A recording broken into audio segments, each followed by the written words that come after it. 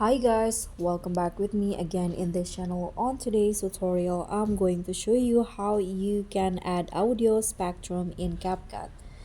So I have this videos right here of someone listening to music and I want to add the audio spectrum visuals on it. So let's just start. You can go to stickers directly in here, or you can also click on text and tap on stickers. Now on the stickers, you can just click on the search bar and then type in audio as the keyword.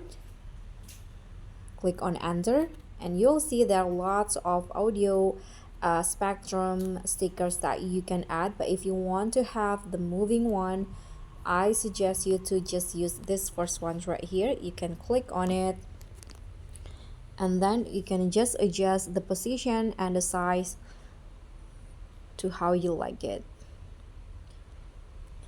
I'm going to adjust it for the entire clip. And now I'm going to, if you want to, you can also add animations into the stickers. So that's how you can add audio spectrum to your videos in CapCut. Thank you so much for watching. Don't forget to like, comment, and subscribe. Also, click on the thanks. Bye.